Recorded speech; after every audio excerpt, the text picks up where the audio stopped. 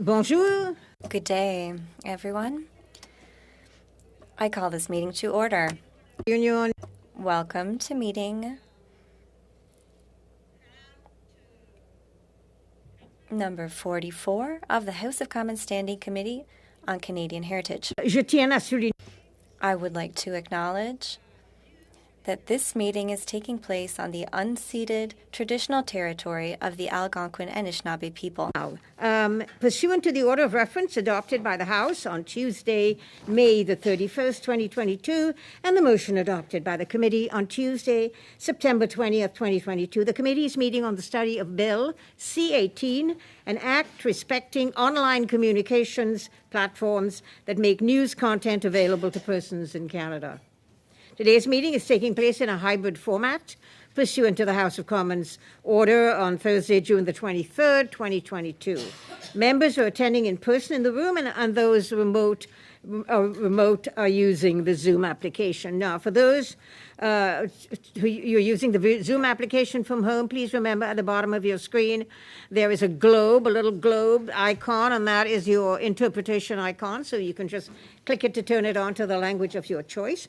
Those of you who are here in the room know how to use the interpretation. There is a little sort of hearing thing, and again at the bottom there is you will be able to press on your microphone whether you want English or French. Now the other thing is that we need you to know that when you're not speaking you should be on mute. Thank you very much, and please wait until I recognize you by name before you speak, and click on the microphone icon to activate your mic, and mute when you're not speaking. Interpretation, as I said before, is available, and a reminder that all comments should be addressed through the chair. Thank you. So I now am ready to entertain witnesses that are here today.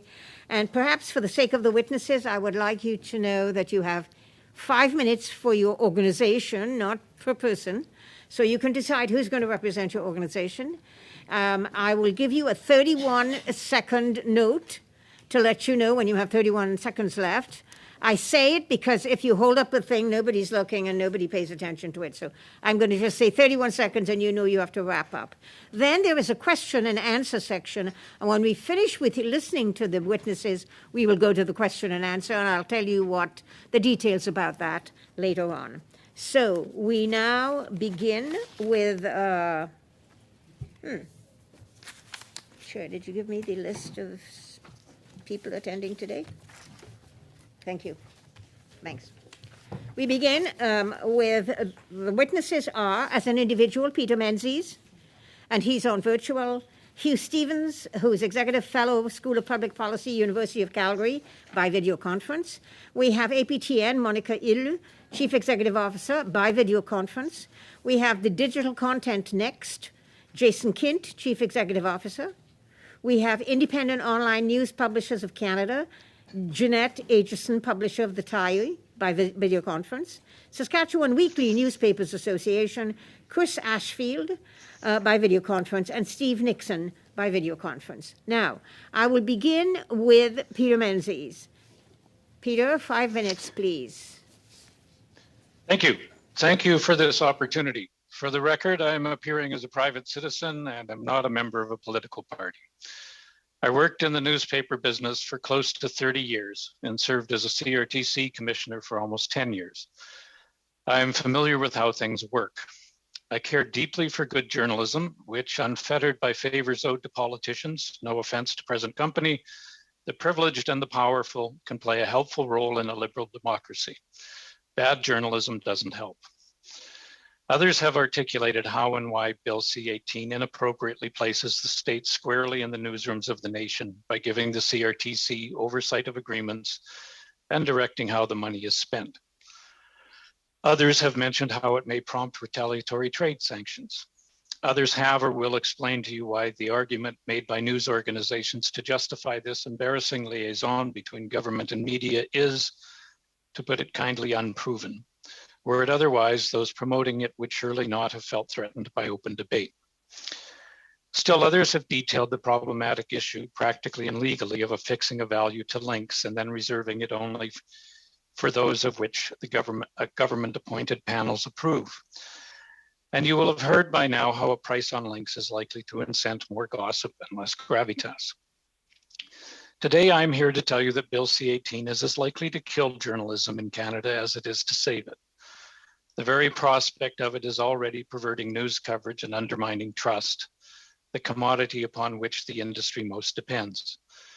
Bill C-18 will permanently entrench the industry's dependency, not on the loyalty of citizens, readers, viewers, but upon the good graces of politicians and the ability of offshore quasi-monopoly tech companies to remain profitable. As Andrew Coyne, then of the National Post, wrote just 4 years ago when government was first contemplating financial support for his industry, quote, "The money the government is giving us is not going to solve our problems. It is only going to ensure we put off confronting them. Before long, we will be back for more," end quote. And here we are. The Parliamentary Press Gallery's white paper on values states, trust in journalism must be actively earned and maintained. Yet, as illustrated in Edelman's most recent survey, trust in Canada's media has never been lower. 61% of Canadians believe journalists are purposely trying to mislead them, while 58% think the same of government. With respect, having those two team up doesn't seem to be like the best idea. The more government assistance news media gets, the more broken the relationship with readers becomes. The more that relationship is broken, the more subsidy will be required. And so it goes. I respectfully submit that it would be a grave error to continue down this path when it is independence that earns and maintains trust. Bill C-18 might keep the wolves from the door of a few legacy companies for a few more years, but it won't save journalism. And while the amount of money involved may keep some from starving, it will still leave most hungry, needy, and assumed to be grateful. What Canada needs is a policy framework that encourages the innovation required for journalism to sustain itself. An examination needs to ask why, for instance, the CRTC is creating an artificial oversupply by forcing virtually all its broadcasters to dedicate time to news as if we were still living in a 1980s world of limited resources. We need a strategy that values the efforts of the Canadian entrepreneurs who have built close to 100 new news sites. We need to understand the impact of the government subsidizing the CBC to operate the most accessed news site in the country to the detriment of the rest of the industry. Broadcasters have for decades complained of the unfairness of having their tax dollars used to subsidize a revenue competitor. That perversion of the market now extends to the online world. While a $1.3 billion subsidy allows the CBC, likely Bill C-18's largest beneficiary, to establish advertising rates many argue are below market value and offer news for free, others struggle to establish subscriber bases and advertising. Bill C-18 will only perpetuate a market already distorted by subsidy, and it will punish independence. For instance, while newspapers in Regina, Saskatoon, Edmonton, and Calgary will benefit from Bill C-18 money, not one of them directs its own reporter in the Parliamentary Press Gallery. Yet Western Standard, which has declined to submit to government approval, does. There are other examples. If Parliament values a free press, it will not approve Bill C-18. Thank you. Oh, thank you, Mr. Menzies. That's you've just come in under time. Thank you very much. Now I'd like to go to Hugh Stevens from the University of Calgary. 5 minutes, please, Mr. Stevens. Merci, Madame. Thank you, Madam Chair. First, I would like to thank the committee for giving me the opportunity to present my point of view on this important subject. Good day. Good morning. Individual capacity. In my comments, I will be speaking in support of this bill. In doing so, I would like to address 3 criticisms that have been brought against it. The first is that the measures proposed by C-18 to stem the decline in journalism are taking aim at the wrong target, the large digital intermediaries, on the grounds that they do not benefit financially from including news content on their platforms, and even if they do, they are already providing some financial support to some media. The second is that the ambit of the bill is too broad because its definition of making available includes some content that would normally be considered fair dealing under the Copyright Act, such as links, headlines, and snippets. The third is that if implemented in its current form, C-18 would violate Canada's international trade obligations under the Berne Convention, and or the Canada-US-Mexico Agreement, CUSMA. I believe all of these criticisms are inaccurate. I write a weekly blog on international copyright issues and have noted that a number of governments, in the face of fierce opposition from the platforms, have had to resort to legislation in order to level the playing field between news media publishers and the large intermediaries. In 2014, both Google and Spain passed laws requiring both Germany and Spain passed laws requiring Google to pay news producers for use of their content. Google's response in Spain was simply to close down Google News, its news aggregation platform, and in Germany to delist any publisher who refused to give Google access to its content without payment. The EU tackled this issue through the creation of a limited 2-year press publisher's right. Google and Facebook have since come to the table and struck deals with publishers for access to news. France has been particularly successful in this regard. We know that when Australia decided to bell this cat, Google and Facebook mounted a vigorous lobbying campaign and threatened to pull out of Australia. Google also tried unsuccessfully to get the US government to intervene. In the face of the legislation, however, the platforms backed down and managed to conclude revenue sharing agreements with most Australian media outlets. In the United States, Congress is currently debating the bipartisan Journalism Competition and Preservation Act, which seeks to do much of what C-18 is aiming to accomplish. I mention these examples to underline that C-18's objective of helping to preserve a viable professional journalism sector by requiring negotiations for compensation for use of news content by the large digital intermediaries is not unique. In fact, it's very much in the mainstream of what's taking place in a number of Western democracies. Another criticism is that C-18's definition of making available is too broad because it includes some actions such as linking to content or featuring headlines or snippets that are normally considered fair dealing under the Copyright Act. It's also been argued that posting hyperlinks provides a benefit to news outlets. So why should platforms pay? Indeed, news outlets do derive some benefit from the referral, just as the platforms derive benefit from using news content to attract more users and thus sell more ads. Under C-18, the balance of respective benefits will be worked out in negotiations between the parties. But C-18 does not deny digital platforms their fair dealing rights. Put another way, their rights under the Copyright Act are not diminished or changed by C-18. However, it will be a violation of the new Act if they do not bargain in good faith with respect to making content available. Use of fair dealing exceptions is not a license to ignore other laws, whether it be the Online News Act, defamation laws, or any other legislation. Finally, the criticisms that C-18 will violate Canada's international trade obligations, including the Berne Copyright Convention and CUSMA, leading to potential trade retaliation from the United States, do not stand up to scrutiny. The legislation is drafted in such a way that it does not target US companies, but rather companies with certain market characteristics of size and dominance. Likewise, it does not seek to protect Canadian digital intermediaries that compete directly with Google or Facebook. In addition, the section on non-discrimination does not impose any must-carry requirements that could violate CUSMA. In the case of Berne, which contains a right to quotation, nothing in C-18 derogates from the quotation right, although of course use of quotations from news content providers could be a factor in the bargaining process. Quite apart from not having a strong legal argument to challenge the bill under either CUSMA or Berne, it is highly unlikely that any government, including the US government, would take up a trade challenge under either CUSMA or the WTO. And I would be happy to elaborate why that is the case if people are interested. Let me end my comments there, Madam Chair, and I look forward to questions. Thank you. Merci beaucoup. Thank you very much. Thank you very much, Mr. Stevens. I now go to Monica Ill, Chief Executive Officer of APTN. Ms. Ill, 5 minutes, please. Good morning, Madam Chairperson and members of the committee. Kwa indaliweze Monica Ille, al non baskwa, neodze Odanak Mahogawangan. Hello, my name is Monica Ille, and I'm an Abenaki from the community of Odanak. Je tiens à souligner. I would like to point out that I'm speaking to you from Chotake, Montreal, on the unceded territories Kanien'kehá:ka and of the Anishinaabe, traditionally a land of grouping of many nations. I am the Chief Executive Officer of APTN. Launched in 1999, it is the first national Indigenous broadcaster in the world.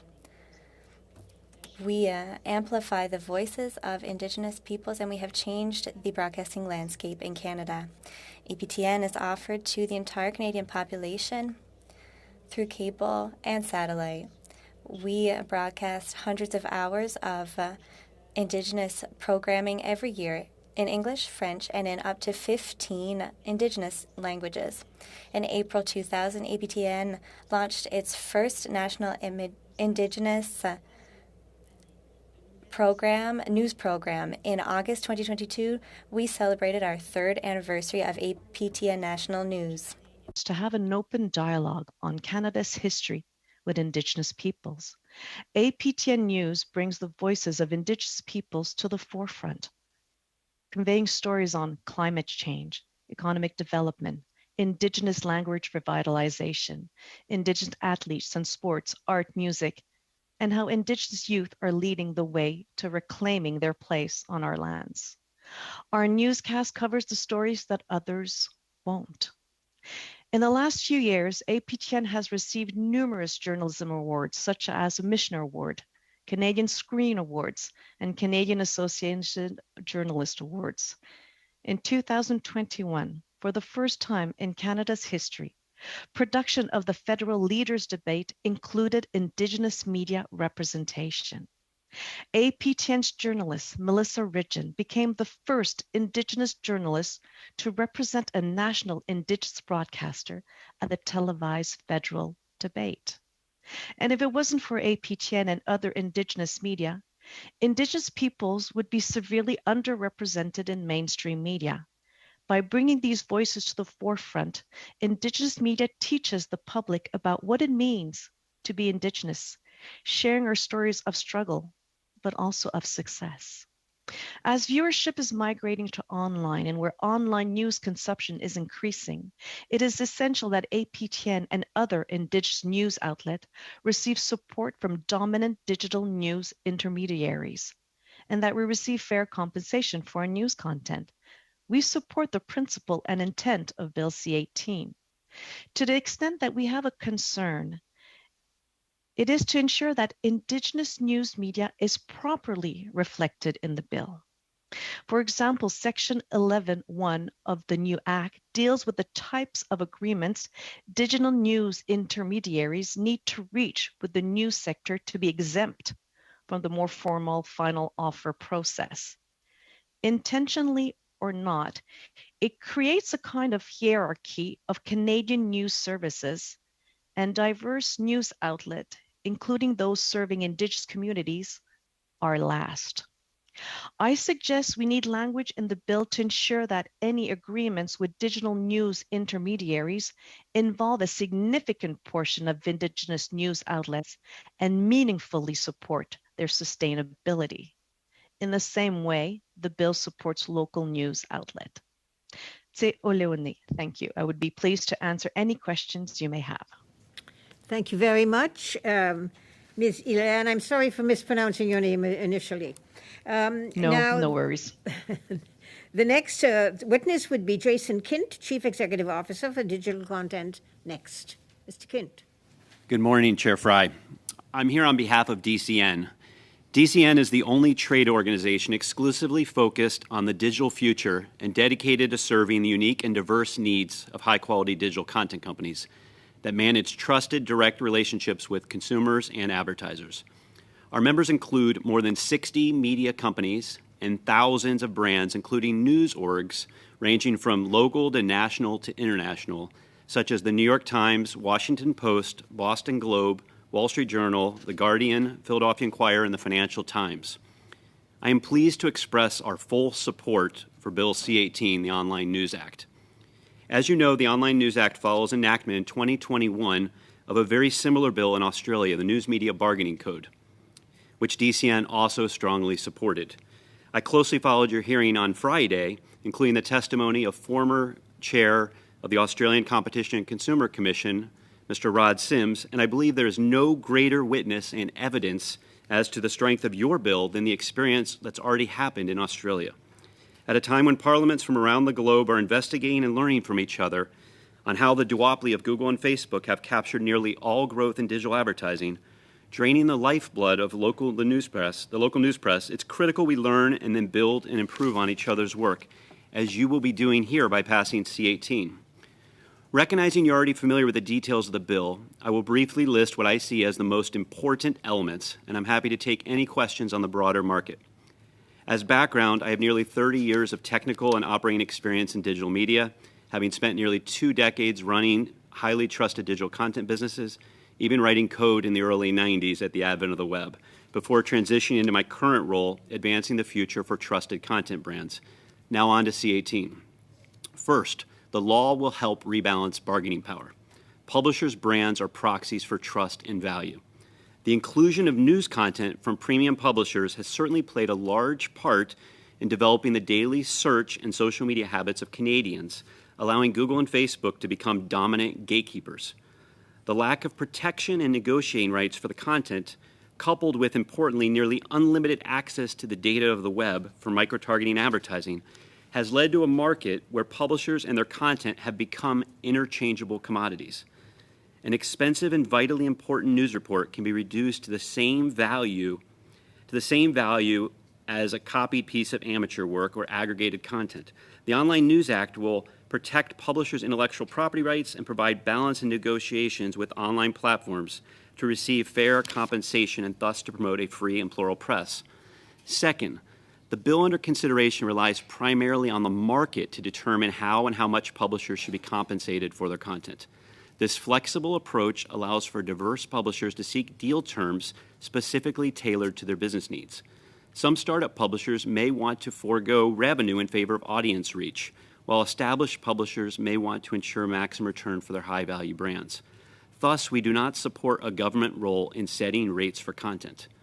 And the bill's final offer arbitration is an elegant solution to accelerate negotiation towards a fair deal at a time when it may likely determine how many journalists can be employed for the coming year. Third, the bill applies only to a situation in which there's a significant power imbalance between the news publisher and the intermediary platform. Importantly, the news publisher retains the option whether they even want to participate. The dominant platform does not. Fourth, in no way, shape, or form does this change the structure of the web or in any way demand payment for links. This is, frankly, misinformation that we spent many late hours rebutting in Australia, as Google and Facebook's favorite advocates suggested the law would break the internet. 2 of these advocates shared commentary to this committee on Friday. Nevertheless, the internet is still working as well as ever in Australia. Fifth, this is important, the bill permits publishers to bargain as a group. As I was pleased to learn from Mr. Sims on Friday, the small publishers who collectively bargained in Australia received more payment per journalist than the larger publishers. That's exactly the framework we seek to bring new resources to the local and emerging press media. In summary, the bill creates a new duty to bargain for intermediary platforms, and it permits publishers to bargain as a group. These 2 provisions form the linchpin of this bill. We've seen this work in Australia already.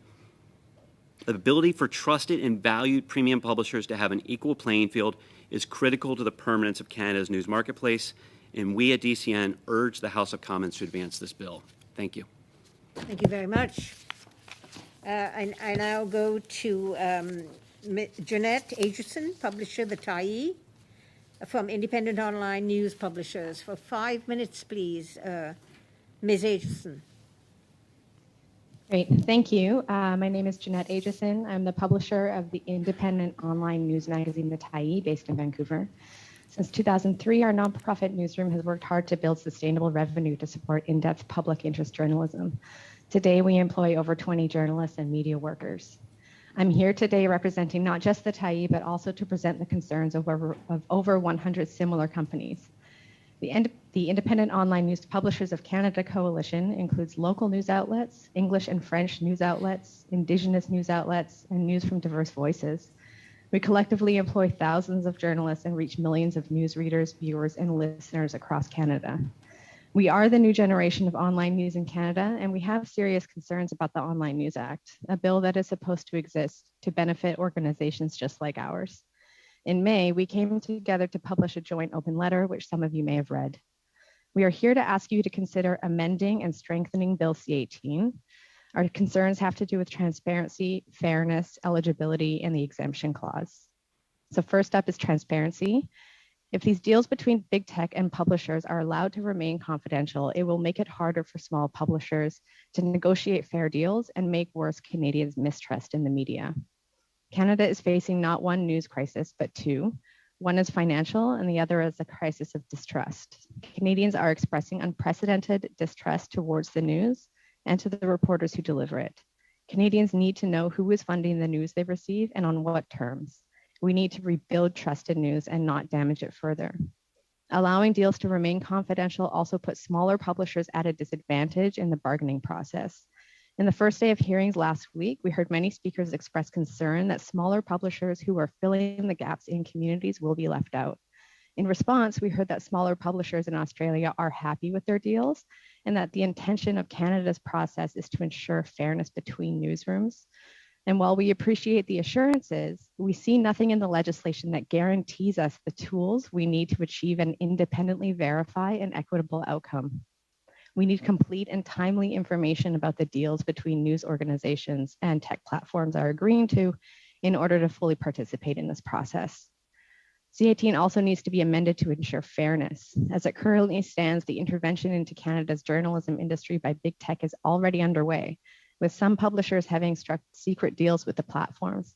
However, if you are not a newsroom that has been handpicked by these platforms, it is unclear how one would seek such a deal, what the terms are, and what is considered fair compared to other organizations. And we do need legislation to address that. If nothing is done, Google and Meta will continue to strike uneven deals on a case-by-case basis that favor the largest legacy news publishers based on formulas they don't have to share, or deals based on which news publishers lobby the hardest or criticize tech companies the loudest. These uneven deals over time will determine which news organizations survive and which ones die. Google and Meta cannot be allowed to decide the future of Canada's journalism industry. We believe a universal funding formula should be applied consistently to all qualifying news organizations based on how much money each organization spends on editorial costs. We need to amend C18 to prevent the barriers to innovation and entrepreneurship. We need to help entrepreneurs who have been risking their own money to serve their communities with news, who otherwise will be excluded and penalized because they risk their own money. If a journalist starts a news company and they do the work of reporting and or editing, they should be counted towards qualifying criteria. We should be encouraging hundreds more micro newsrooms to fill our news deserts, not disincentivizing people from launching them. Currently, these newsrooms are shut out of C18. Finally, Bill C18 needs to be amended to keep big tech out of our newsrooms. Under Bill C18, tech companies will receive exemption orders by assuring government that the money they pay to news publishers is being spent properly on news content, on local news, on diverse news, and on innovative news. Those are all worthy goals, but let me be clear, Google and Meta should have no role in our newsrooms, no authority to determine or make promises about what kind of news we cover or how we spend the money. These exemption order conditions represent a fundamental threat to the independence of the Canadian press. They also don't specify whether a tech company must strike deals with 3 newsrooms or 300 to qualify. Within that uncertainty lies the possibility that hundreds of qualifying news organizations will be shut out. Instead, we ask that exemption orders be removed from Bill C18 or modified to minimize these potential threats. Our coalition has prepared a detailed brief containing specific language for these amendments, which should be circulated to each committee member. The stakes for the free press in Canada and our democracy could not be higher. Thank you, and I'm prepared to answer your questions. Thank you very much, Ms. Aitchison. Then we go to the final witness, Saskatchewan Weekly Newspapers Association. There are 2 representatives here. Which one of you will be speaking, or are you splitting the time? I will be speaking, Madam Chair. Thank you very much, Mr. Ashfield. Please begin for 5 minutes. Thank you. Thank you for giving us the opportunity to appear before the committee today. Just a bit of background. I'm a 4th-generation newspaper publisher and the publisher of 5 community newspapers in Southeast and South Central Saskatchewan, the oldest of which has been publishing since 1893. In the more than 100 years that my family has been involved in the newspaper industry, never has it been under such peril. Yes, there have been moments throughout history that challenged our industry, but nothing like we are seeing today. Steve and I are here today speaking on behalf of the Saskatchewan Weekly Newspapers Association, also known as SWNA. However, the issues are similar in all 3 prairie newspaper associations, AWNA, SWNA, and MCNA, that represent almost all community newspapers in Alberta, Saskatchewan, and Manitoba, approximately 200 publications. Our memberships range from small independent ownership to titles owned by Canada's largest newspaper publishers. Protecting public interest journalism is critical, probably even more so for our smaller, remote, and rural communities. The importance of locally generated journalism cannot be underestimated. In Western Canada, as we are sure it is the same in all rural and remote parts of Canada, it is the local newspaper that protects democracy and reports on the current affairs of the community they serve. It is also important to point out that the community newspapers are in most cases the only record of history for most of these communities. Today, we've come to advocate on behalf of the independent newspapers across the prairies. We believe that it's important to have a good understanding of the existential crisis facing small independent community newspaper publishers, and the Bill C-18, the preferred solution for large publishers, may do little to address the financial distress of small publishers. Just like Canada's largest media companies, they too have seen their advertising revenues that once supported their newsrooms steadily diminish as revenues get displaced by digital platforms that focus on target marketing strategy, primarily Google and Facebook, or now known as Meta. It is important to understand that we do not believe there's a single solution for media, whether it be community newspapers, mainstream media, or legacy media, as some have been labeled. We may all do journalism, but our business models are widely different and based completely on what best serves our individual communities, particularly when you consider the challenges presented by the digital revolution. It is easy to charge that media has failed to transition to digital platforms. It's exceedingly difficult to pull that off in markets of less than national or global scale. In other words, what may work for the Globe and Mail with its national audience is not going to work for most community publishers. They simply do not have the scale or the population to generate much or any revenue in the digital world modeled on views and clicks. A click and eyeballs method of sustainability will not work for small community media. We cannot overemphasize how serious the situation has become for community journalism. Advertising revenues have declined to the point where most community newspaper publishers are operating with a skeleton staff, leaving the publisher owner to absorb the extra hours and workloads themselves. The quality of journalism is suffering because the revenues are no longer there to pay sustainable wages to our reporting journalists.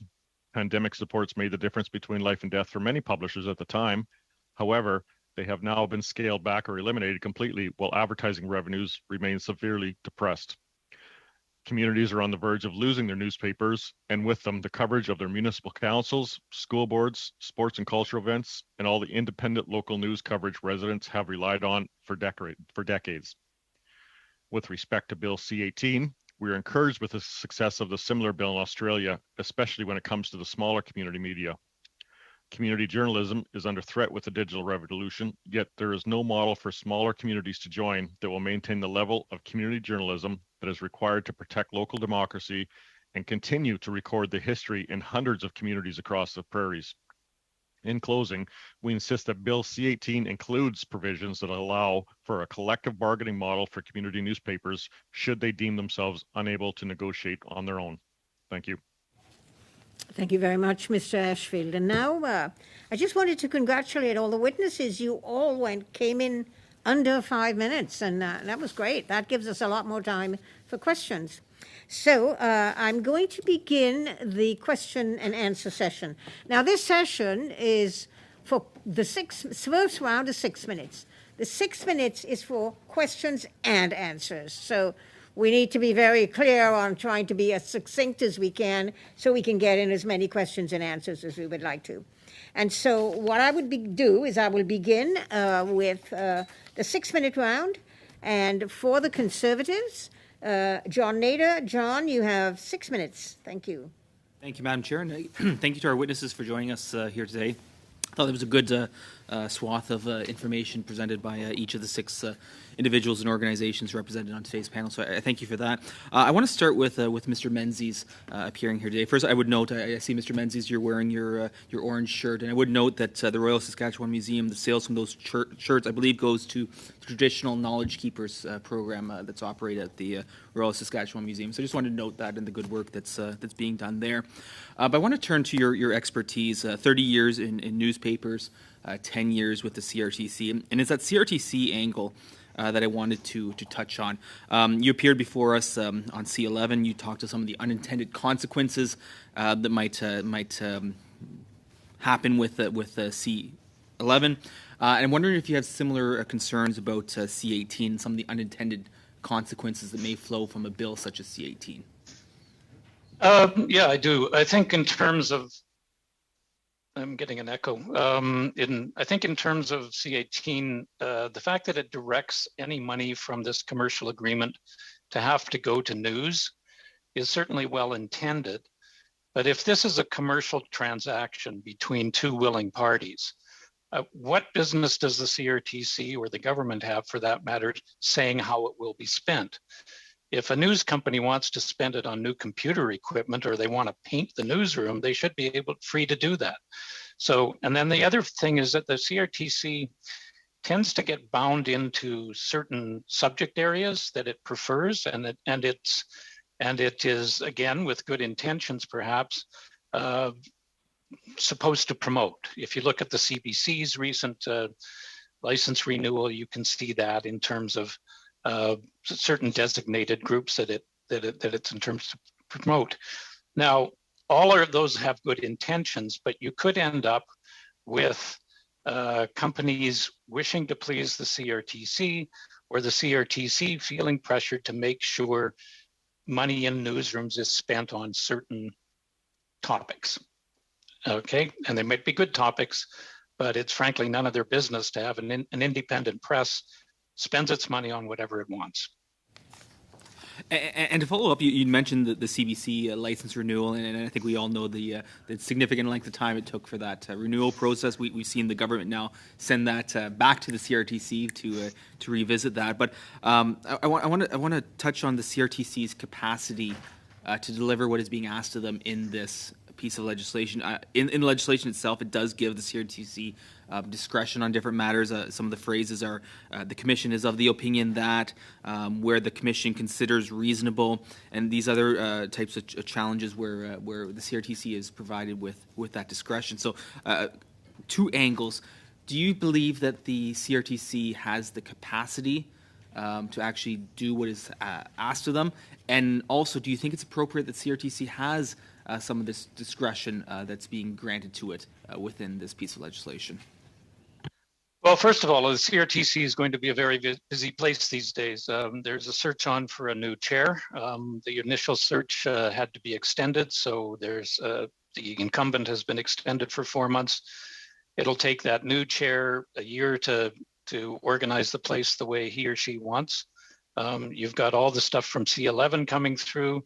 I'm not sure if there won't be things coming through from online harms legislation to come soon, and then you have this. So it's not an area in which it traditionally has expertise. I would think we would be better off just for the CRTC's role, if anybody had a role, and it doesn't need to be the CRTC, just to confirm, if you're going to go down this road, that both parties are happy with the agreement. End of story. The terms of it need to be no one's business if it's a purely commercial agreement. If it's a public subsidy, then the terms of it need to be everybody's business.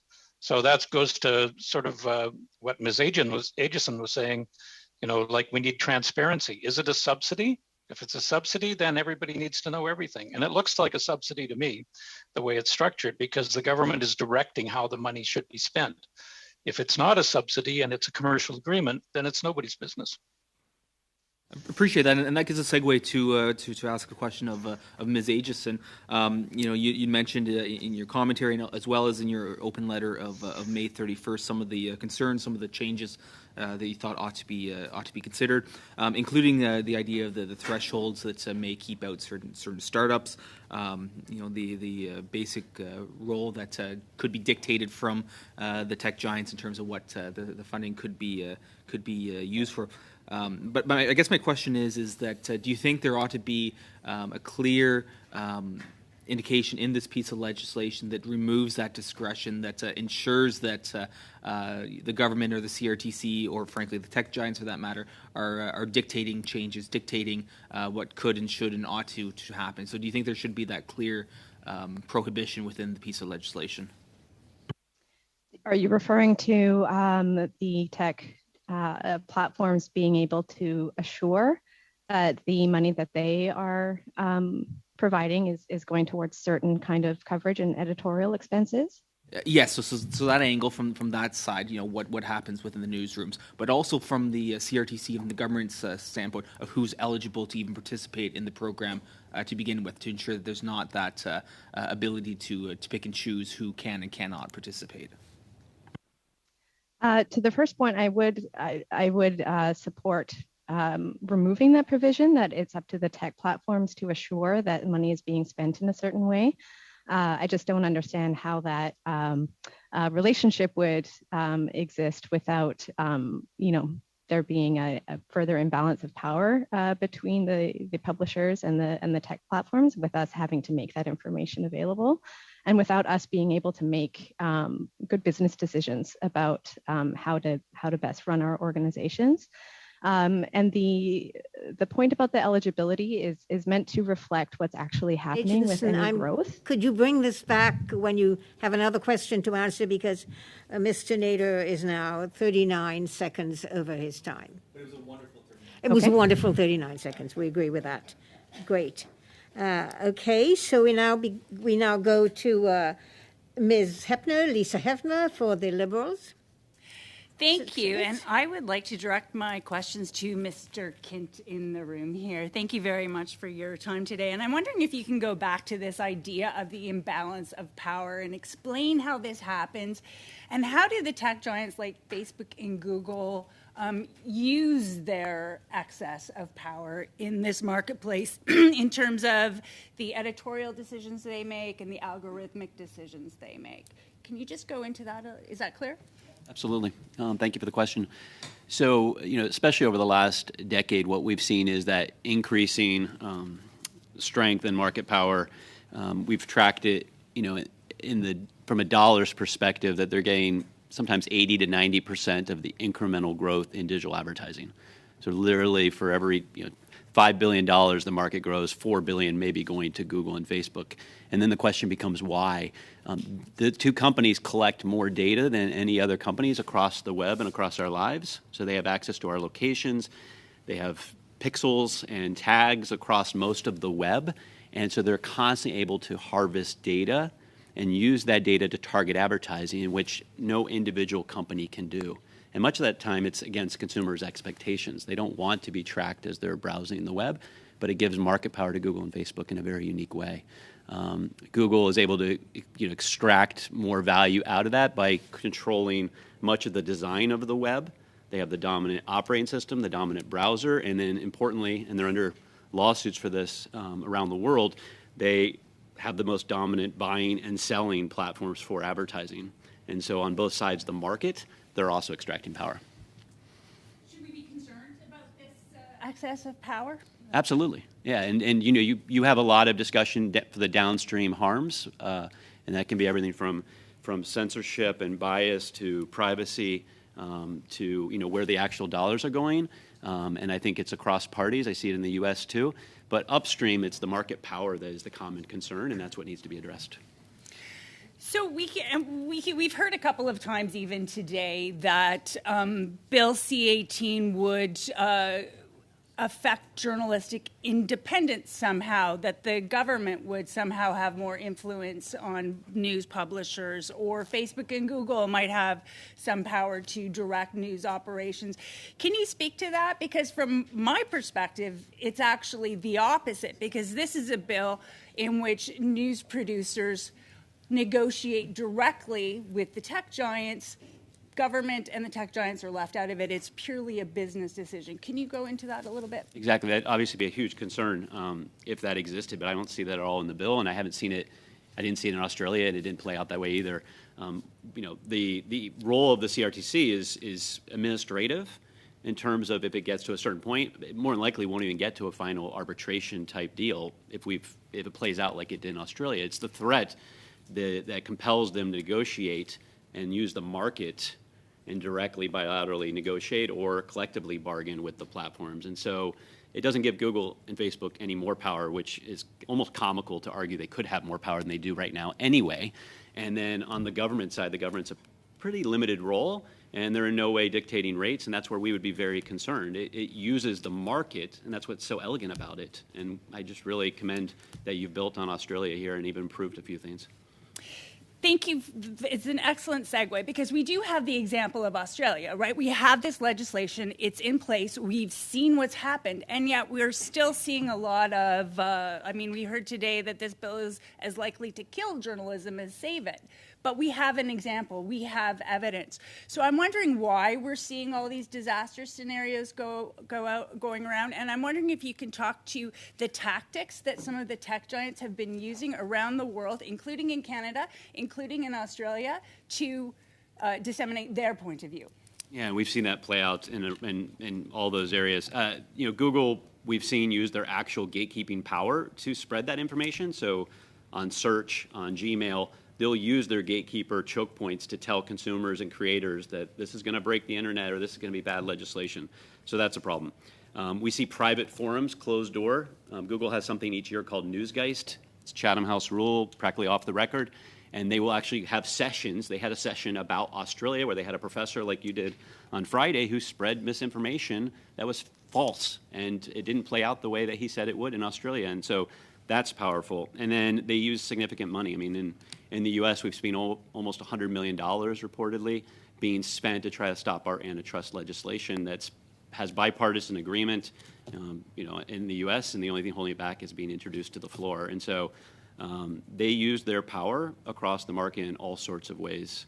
And in the case of Facebook, I'd even say they've used it to avoid having to have their top executives come and testify in front of parliaments, in front of the public, which they did here in Canada and in the UK when they were summoned to come testify, Mark Zuckerberg. So.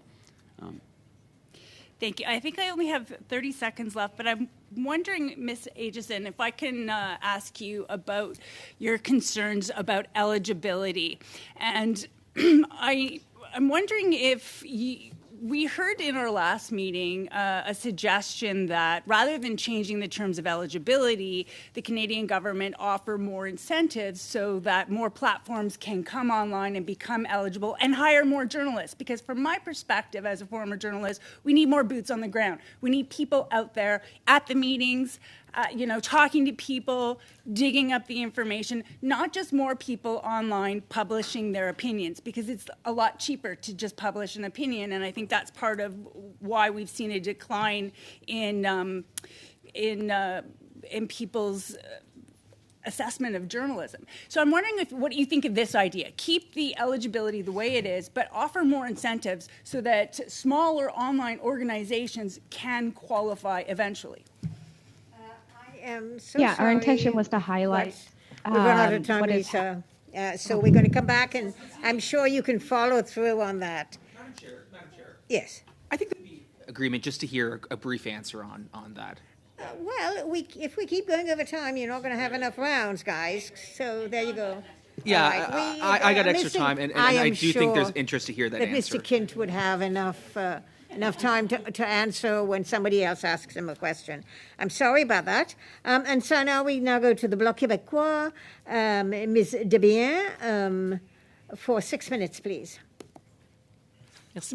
Thank you, Madam Chair. Hello, everyone. I'm very pleased to be replacing my highly esteemed colleague, Martin Champoux, this morning. Thank you to all of our witnesses. You're always so helpful, and your testimony is so helpful to our reflections. I have a question for the APTN President, Monica Ile. Congratulations for the quality of your organization's productions.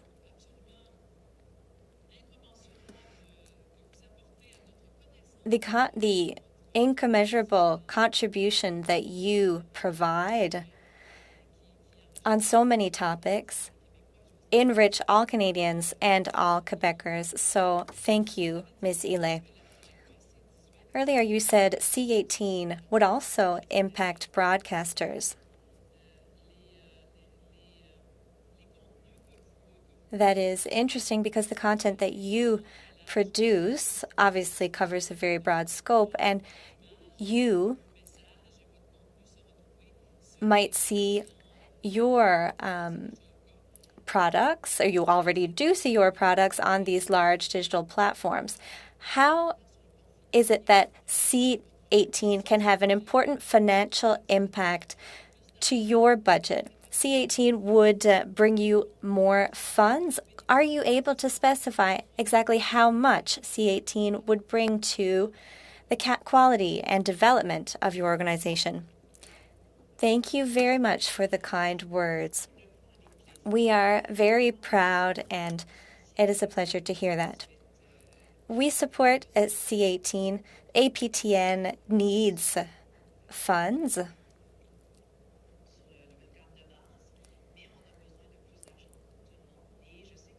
Like all organizations, and we know that our news is appreciated. Over the past year, people have been visiting aptnnews.com increasingly, or have been increasingly visiting our news on Facebook to have the Indigenous perspective on Indigenous news. As for the exact amount, we're not sure. We have not been approached, and we do not know how we will be negotiating these agreements. We hope that we will be able to answer that question. But I find that the way C18 is worded, not enough importance is given to Indigenous news. And I find that is very regrettable.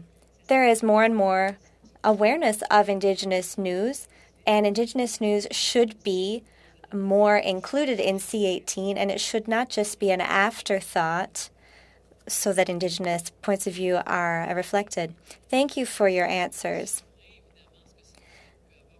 It's true that it's difficult to put a number on C18's benefits, but could you tell the committee whether you are at least assured that C18 will have important significant, benefits for you?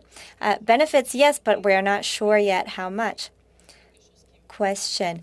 Collective bargaining, is this something that also appeals to you? Answer. That's an excellent question. I have thought about that extensively. As a small media organization, and I believe Ms. Aitchison was talking about an equitable formula for all, I think that would be very important. It's difficult to say how it will translate when so many small entities are fighting it out to negotiate a fair deal. At the end of the day, of course, if we can find some small help to APTN, I will be pleased about it. Thank you. Next, Mr. Ashfield. This is very interesting. I'm from the riding of Charlevoix. We have many small independent local newspapers who do not have 2 full-time journalists. I believe this is an important issue because, as Mr. Ashfield said, these entities share very important local news that communities need.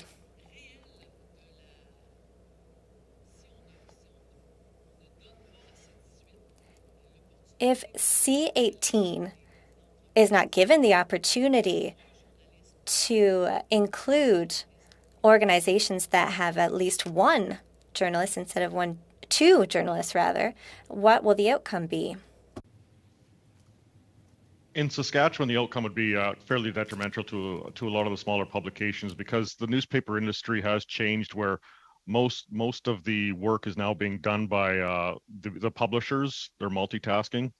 Even in my own operation, I run 5 newspapers, but each newspaper has anywhere from a part-time to 1 full-time reporter. So under the current situation, we would actually not qualify for that. We don't qualify for things like the local journalism initiative fund because we don't have 2 full-time reporters.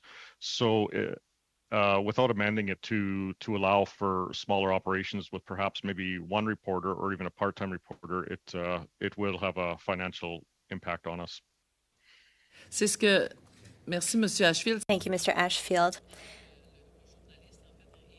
That is what the journalist from Ile d'Orléans, who some of you might know, has said. Thank you very much. Everybody's getting a little extra 15 seconds because Mr. Nader set the scene for an extra 15 seconds. So I think you're now over time. You've got 15 seconds over time. But before we move on, I have heard from the interpreters that there is a bit of a problem with regard to the microphones of a couple of our witnesses, Mr. Menzies, Ms. Ile, and we would like to just have a quick break, a recess, a suspension, so that we can fix that. Thank you.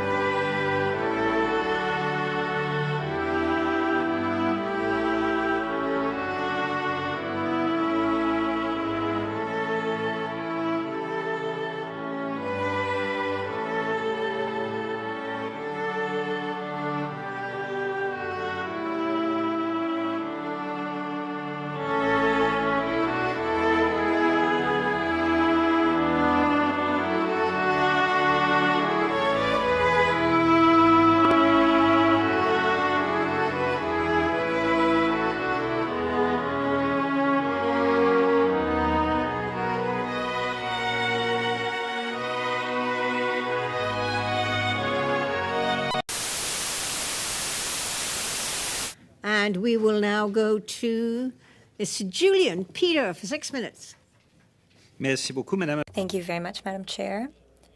I'm very pleased to see you back here with us. All of our witnesses, very compelling testimony. I'd like to start with you, Mr. Ashfield. I have two questions to start, relatively quick questions. First off, you mentioned a newspaper in Saskatchewan that's been published since 1893. It would be great to know which paper you're referring to. Secondly, you mentioned in your testimony that you are presenting what I understood to be a similar position for the Manitoba Community Newspapers Association and the Alberta Community Newspaper Association. So if you could confirm that as well, please.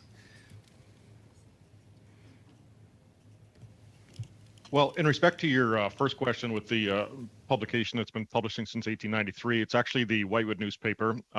It published as the Whitewood Herald for about 115 years, and approximately 5 years ago, I purchased the Grenfell and Broadview newspapers in neighboring communities and merged them into one, just because of the demographics and the dynamics of the industry. So that paper's been publishing since 1893.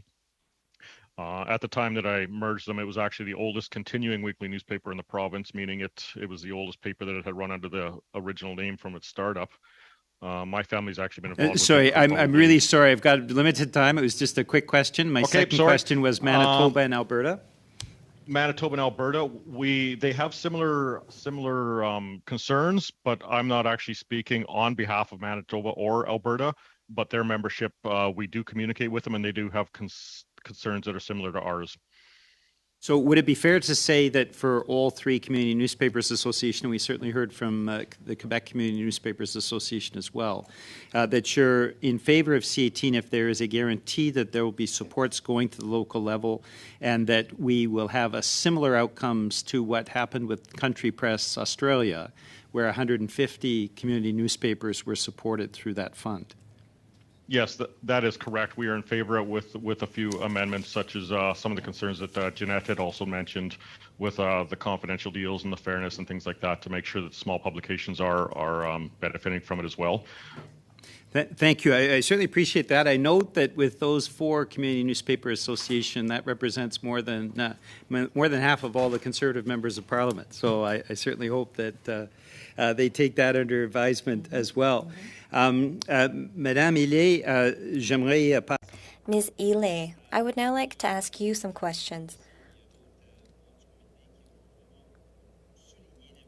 Other committee members have really highlighted the importance of APTN and the quality of the programming. I have had the opportunity to appear on some of the programming on questions of housing and so forth, and the quality of this network is extraordinary. Congratulations for your work. To C18, do you feel that the issues around Indigenous peoples, Indigenous communities are fully outlined in C18, or would you like to see amendments, improvements that really ensure not only APTN but also other Indigenous broadcasters, Indigenous publications, so that there is certainly going to be the supports that we're all hoping to bolster that sector? Definitely. There needs a recognition of Indigenous news organization within the bill. The way it's drafted, we're just included in a large, and the idea of diversity and at the way end.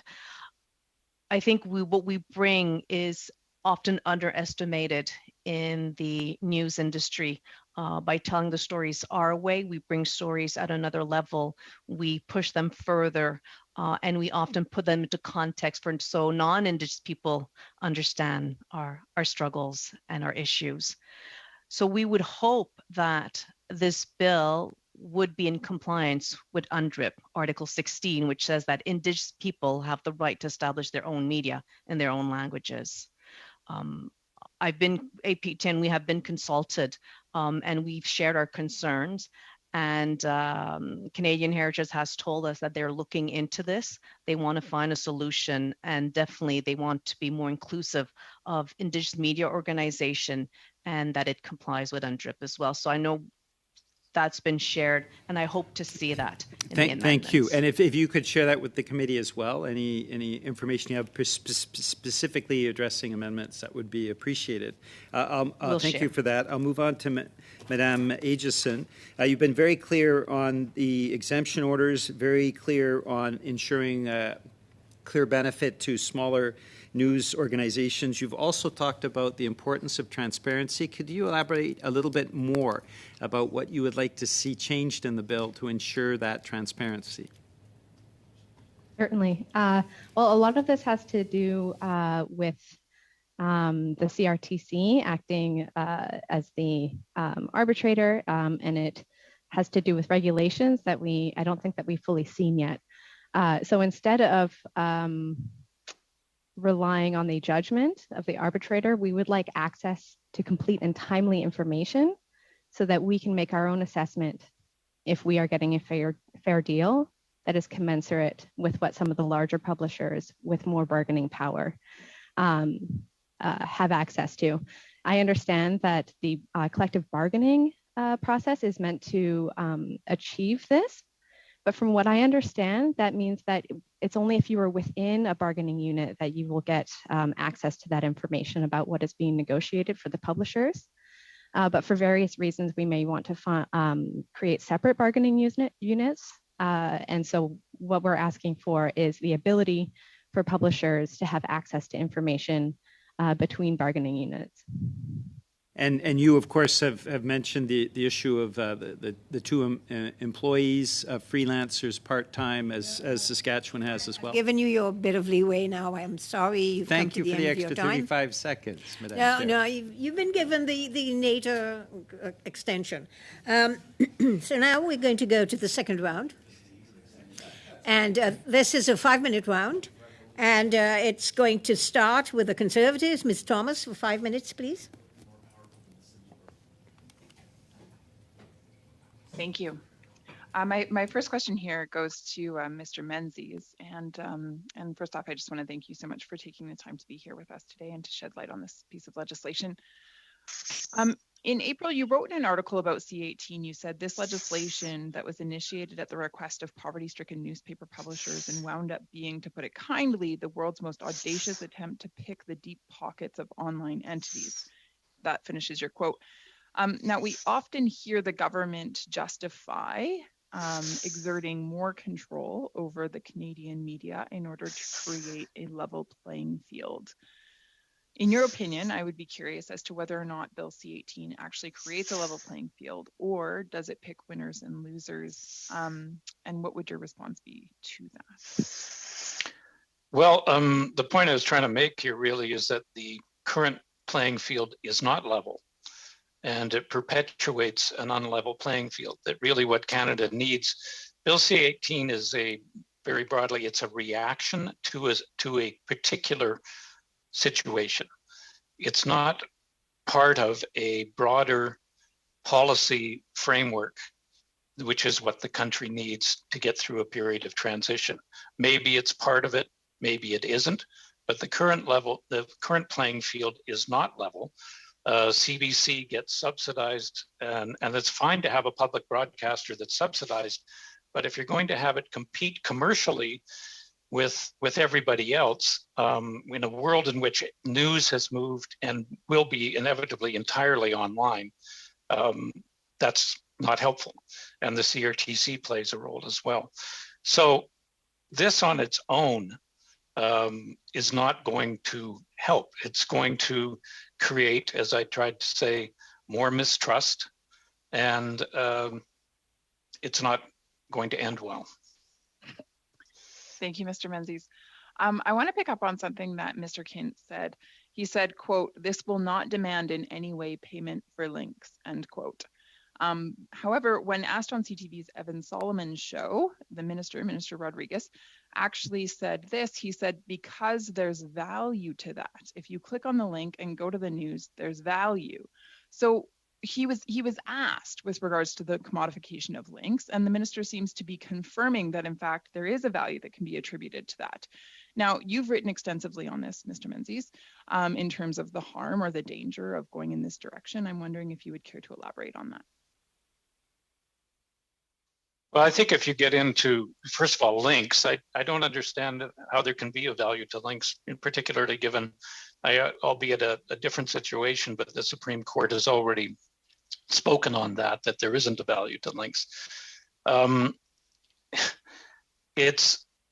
then you reserve it only for newspaper links. I mean, why don't I get paid per tweet, right? Why don't I get paid every time I post a picture of my grandchildren on Facebook? Why don't I get paid for my links? It's sort of reserving it to this area is not a good idea. The other thing is that links themselves don't necessarily create the best long-term behaviors for media. Media build their integrity over not one story at a time, but not by one story. But if you create a situation where they're earning revenue by the amount of linkage you can get or clicks, you're incenting rash judgment, I believe, in newsrooms. Newsrooms maintain their integrity by being trustworthy over a long period of time. And if you're incenting behavior that creates untrustworthy behavior in short term, it's not helpful. Mm-hmm. Thank you. Mr. Menzies, you've suggested that Bill C-18 will actually inhibit journalistic independence, and it will actually make newsrooms more partisan in nature, which is part of what you're talking about right now, that trust and reporting accurately. I'm wondering how you see this playing out. Oh, you're on mute.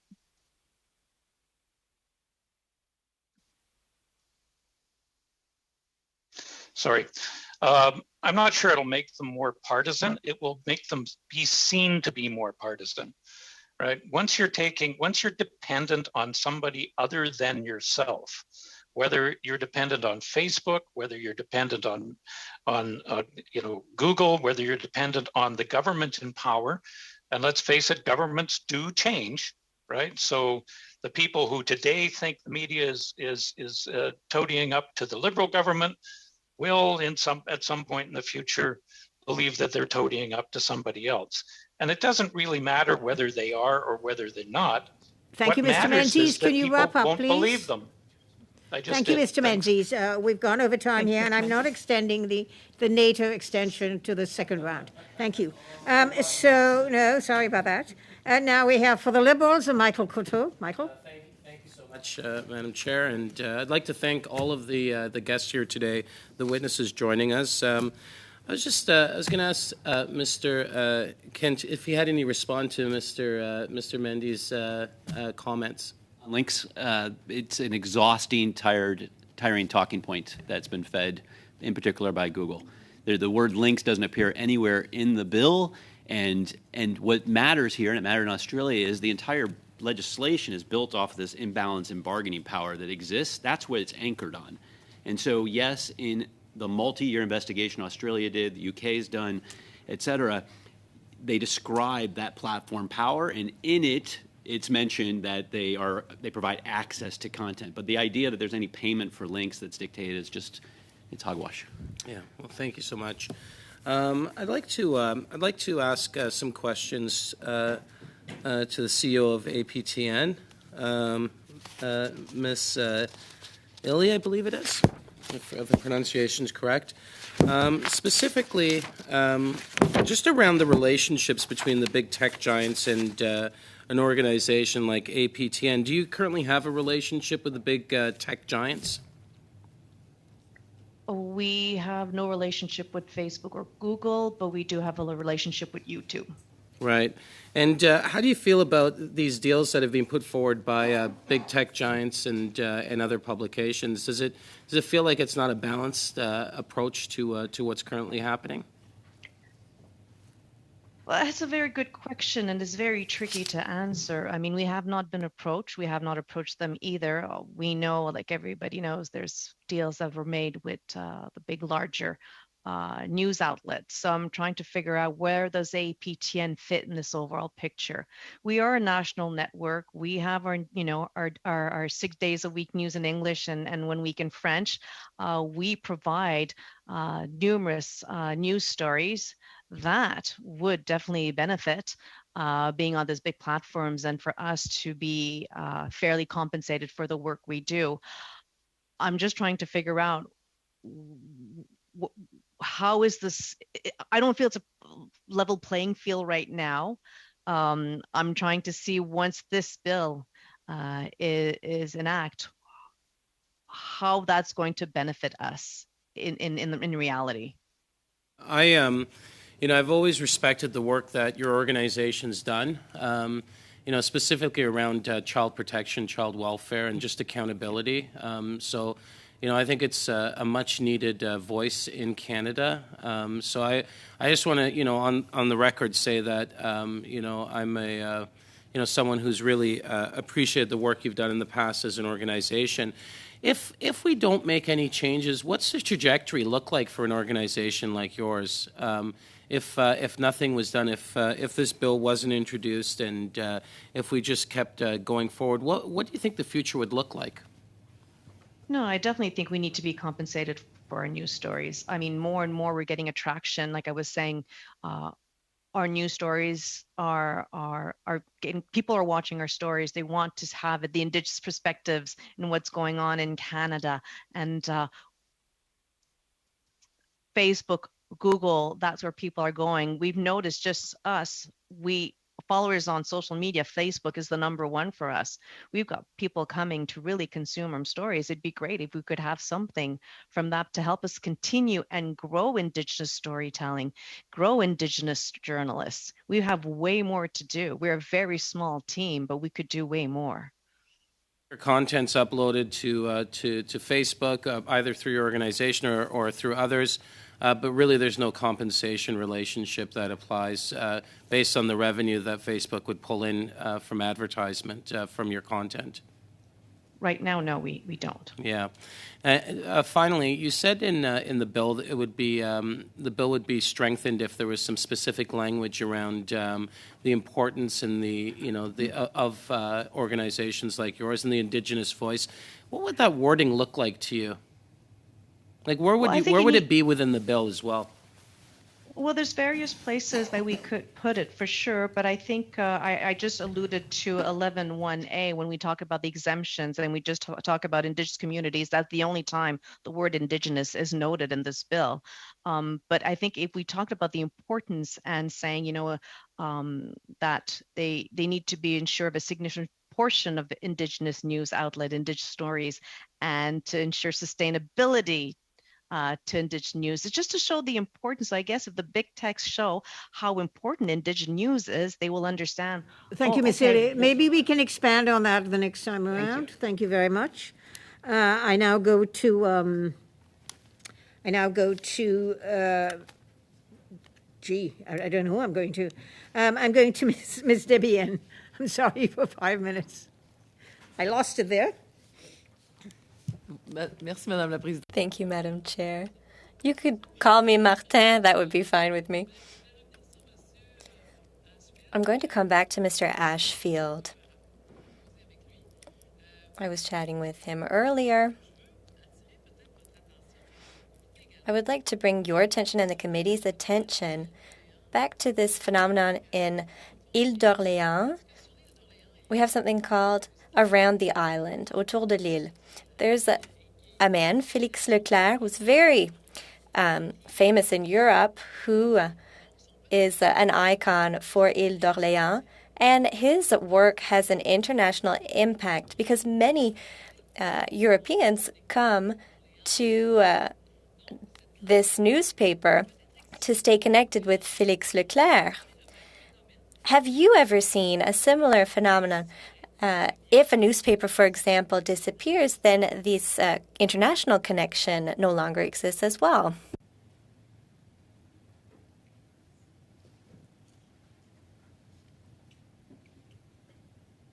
Are you having a problem with the sound? I'm sorry, I lost you for a little bit there. What was the question? I'm stopping the clock for a minute until we get this sorted out. Would you like to repeat your question, please, Mr. Béon? Oui, je vais essayer d'être. Yes. I'll try to speak a little more slowly for our wonderful interpreters. That might have been the problem. In Île d'Orléans, we have a celebrity. And the newspaper, Autour de l'île, a small newspaper with only one journalist, risks disappearing if a small change is not made to C18 to include small outlets that only have one reporter. And in Île d'Orléans, the repercussions are not only local because Félix Leclerc, who is from there, has a celebrity status in Europe, and Europeans have a connection with this newspaper, read this newspaper, and we are scared that this newspaper will disappear if this change is not made. And have you ever seen this phenomenon? Yes, I think you would see that most community newspapers do have a reach far outside of their own community, while a majority of it is within their own community. Speaking for myself, I mean, we've had national incidents happen in the last couple of years within our coverage area, such as the death of an RCMP officer on duty, the discovery of unmarked graves at the Cowessess First Nation, that have actually pushed people to our websites, and we've had other media also turn to us for photos, for information, for contacts and things like that. So even though we're a smaller publications, we do have national, international stories that do periodically happen. With that being saying, saying that they don't happen all the time, but Mr. to our Ashfield. local readers. I'm yes, sorry, to our local this readers, is every the story time is up important. on this one, and I'm going to go to Mr. Julian now for 2.5 minutes. Mr. Julian. Thank you very much, Madam Chair. A very quick question to you, Ms. Aitchison. How many of the members of your coalition, the Independent Online News Publishers of Canada, are currently not covered by C18 without amendments? So I'm talking about, you've talked about freelancers, owner journalists. How many of the members of your coalition right now would not be covered by C18 unless those amendments are brought in? That's a very good question. We haven't done the breakdown specifically on the size of organization included in the list, but we do have a list available on the open letter that we signed. That would be a good idea to. Yes, would you be, if many. you would be able to furnish that information to the committee, I think it would be very helpful to us. So thank you if you could provide that. I'm going to go to Mr. Kin. Thank you very much for coming here. You've talked about the dominant platforms. In my area, the online companies have devastated our local news. Saw the death of 2 of the 4 weekly papers and cutbacks in publications. So I represent 2 communities that cover 1/3 of a million people, and yet the amount of news sources locally fell in half. How important is it to stop that hemorrhaging of local media and ensuring that we actually have a sound foundation for the future? And how important is it to counter disinformation that we're seeing increasingly on the online platforms? Absolutely. Thank you for that question. It's vitally important. It's, I think, one of the most important aspects of this bill, like in Australia, and this bill will accomplish that. The collective bargaining aspect of it is the critical piece. That's the linchpin, as I described it. And at least what I've heard from Australia, that these smaller publishers are both, we heard this in testimony on Friday, are receiving more funding per journalist than the larger publishers. So that goes directly to local. And I've also heard it's 25-30% of their wages is now coming in through this new funding. That's significant, and that's significant to high integrity information, high integrity brands that are trusted locally, and that also combats disinformation. It's critical to democracy. So what you're saying, and these are important figures, 25 to 30%, nearly 1/3 of wages being covered. What you're saying is, if we don't do this, if C18 isn't adopted, that hemorrhaging that I described will continue. It will absolutely continue. It's absolutely continue. I think, Mr. Kint, that's the end of your time slot here. And I now go to the Conservatives, Mr. Gould, for 5 minutes, please.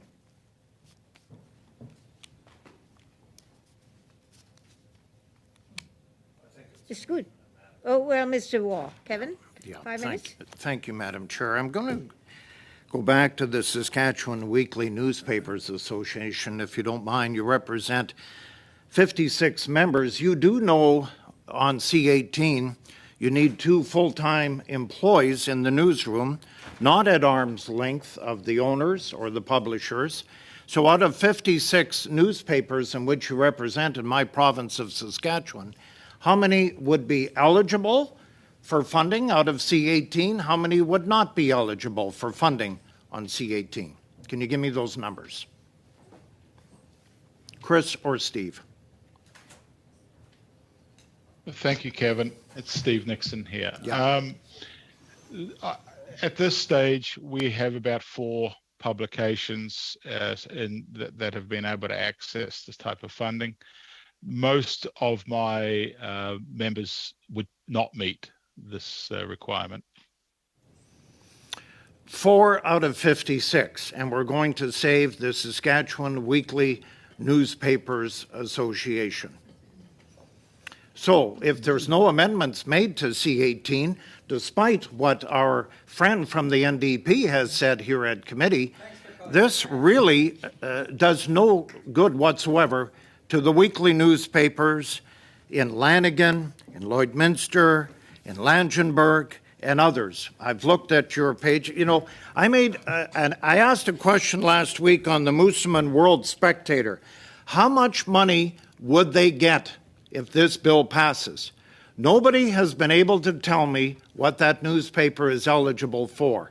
Steve, could you tell me if Moosomin World Spectator today would receive any money if this bill, C18, passes through the House? They may. It's indeterminate. They are skeptical that they would actually be beneficial to them at all. That's my problem with this bill. Rural newspapers, many of them held by conservative seats in this country, in Manitoba, Alberta, Saskatchewan. That's why I invited you here, because there's a huge flaw in C18, as mentioned by my Bloc counterpart in rural Quebec. This is a fallacy led by this Liberal government that this bill is going to save journalism. It's not going to save journalism at all. And I know it won't. And I want more information from Saskatchewan, because when I look at your 56 newspapers, many of them are hanging on by their just bare minimum right now. They don't have 2 full-time employees in the newsroom, and this bill does them no good whatsoever. In fact, I will go to say this bill harms them because they're competing with big organizations like Glacier in my province of Saskatchewan, who may have 2 full-time employees. This bill actually harms you more than it helps you. I can't speak ill of Glacier or any of my members. They are included in that 56. What I would say, though, is that there is an opportunity in the budget of 2022. There's a $10 million for local journalism initiative. It has to be structured in a way that it can flow out to these small community media outlets. And there's also in the budget a $40 million in new funding over the next 3 years through the Canadian Periodical Fund. A significant portion of this needs to go towards these smallest publications. Thank you for mentioning the $40 million, but we don't know where it's going to go. Nobody has said where some of that money is going to go. So when I look at your 56 members, I'm really worried that some of these will be off the webpage here a year from now. I suspect that will be the case. Thanks very much. Madam Chair, I'm just going to move a notice of motion if I can, as I did on Thursday, September 22nd.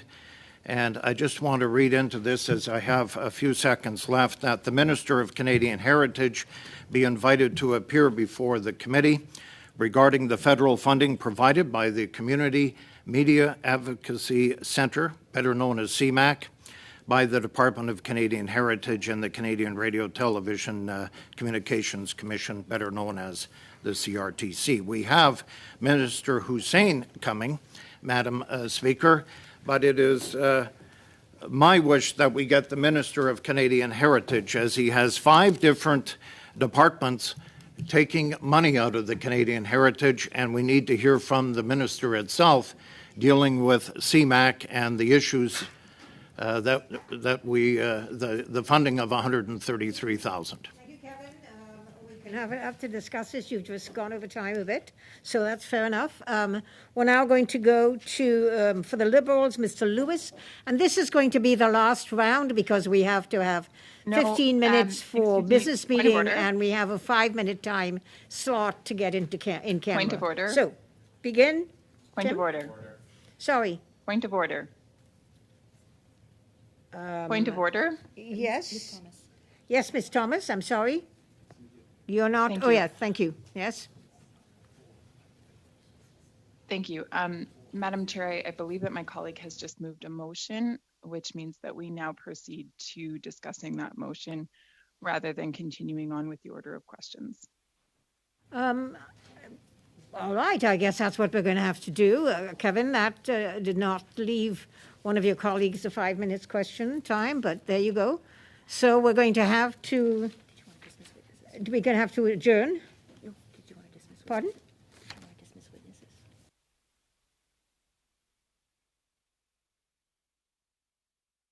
And we're going to have to adjourn this portion of the meeting to go in camera to finish discussing that Point of order. motion. Point of order. And I'm also going to want to thank the witnesses for coming Point of order. To dismiss the witnesses right now. Thank you very Point much of order. for your time. Thank you. Point of yes, order. Ms. Thomas. Madam Chair, when I'm calling a point of order, it does need to be acknowledged according to the standing orders of the House of Commons. Right now, we are not to move in camera. The motion has been moved in public, and we are to stay in public. Thomas, but I would like to thank the witnesses, if you don't mind.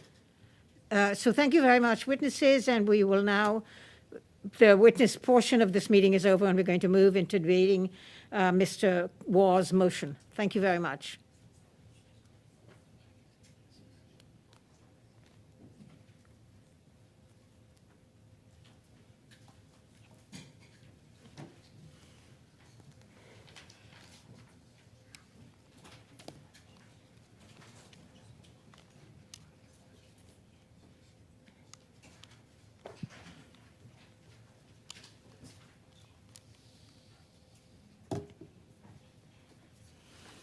Okay, I think we may resume now. Mr. Housefather's hand is up. Ms.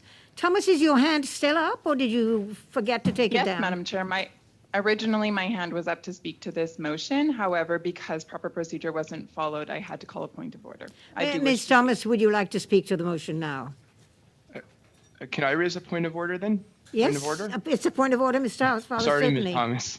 Thank No, you. it's okay. Point of order takes precedence. I just wanted to ask, Madam Chair, for you to rule on whether or not this motion is receivable, given that I believe the committee rejected an identical motion at a previous meeting. And the vote. That's a very important point of order, Mr. Housefather. Indeed, if I recall, the committee did reject asking the Minister of Canadian Heritage to come to present on this particular topic. So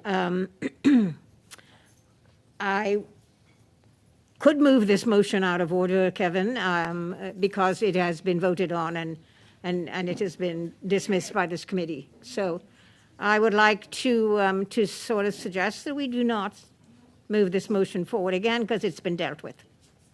Point of order, Madam Chair. Yes, Mr. Nader. First of all, I think you're referring to something that was done in camera, and I think it's inappropriate for this committee to disclose what's done in camera. So I would offer that as a caution at this point.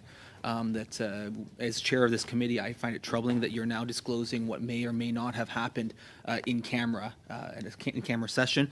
And on that matter, I think that Mr. Waugh's motion is entirely within order. I'm going to ask the clerk here to rule on this. It's very unusual.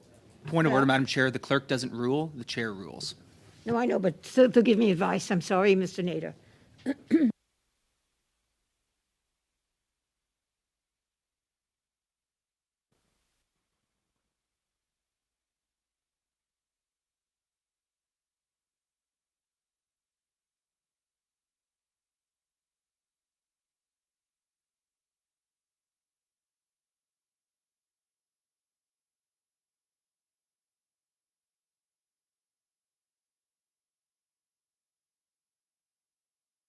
Continue argument, Mr. Nader, and so that we will now continue to discuss this motion.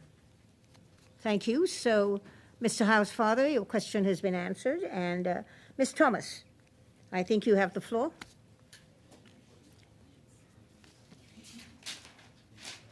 Thank you, Madam Chair. I appreciate being given the opportunity to speak to this motion. I believe that it's an important one. A bit of trouble hearing you, Ms. Thomas. Okay. Could be because I'm not wearing my earpiece, but that is just a little trivial matter. Can you speak again, please, Ms. Thomas? Begin again. Sure. Thank you. Madam Chair, I'm just wanting to double check and make sure that everyone in the room still can hear me relatively faint, but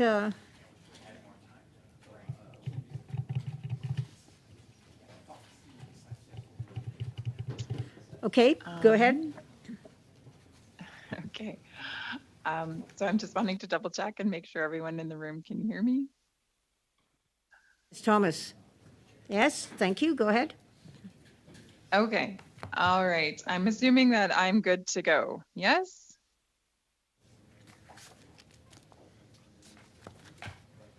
Yes, Ms. Thomas, you're good to go. Okay. Awesome. Thank you. Appreciate it. I just wanted to take a moment just to speak to this motion, because I do believe that it is very important. Essentially, what the motion is requesting is that Minister Rodriguez, the Heritage Minister, would come forward to committee and that he would grace us with a bit of time in terms of, or in order to discuss the Hockey Canada motion that is currently being undertaken. And that is, of course, what we're discussing, just for the benefit of anybody watching this committee or tuning into it, is we are discussing Hockey Canada and its use of funds. Particularly, we are wanting to look at its use of public dollars that came from taxpayers, then to the Heritage Department, and then were divvied out in order to. This is not what we're talking about. I was just about to say, you were fantastically gracious. It is about the Community Media Advocacy Center. Yeah, that is exactly what we're talking about. I apologize. I am trying to balance multiple things here. So let me begin again. We are not asking for the Heritage Minister to come with regard to Hockey Canada. Point of order, yes, Mr. Julian. I'm sorry, there's a point of order. If we've been through these filibusters before, Madam Chair, and I really have to question relevance when we have members who are not even speaking to the issue. We just cut off witnesses that I had important questions for, particularly the Saskatchewan Weekly Newspapers Association, that seems to deviate heavily from the Conservative line. And yet we've had that cut off, and we now have a filibuster on a subject where members are speaking not even to the motion. So I do question the relevance, and I would like you to rule on that, Madam Speaker. Right. I agree with you that Ms. Thomas's original statements actually were not relevant to the motion at all. So perhaps we will move on to Mr. Housefather. His name Madam is Chair, up to speak. Yes. Madam Chair, point of order. Ms. Thomas. Thank you. Madam Chair, let's be reasonable here. I caught myself. Obviously, I recognize that I was off.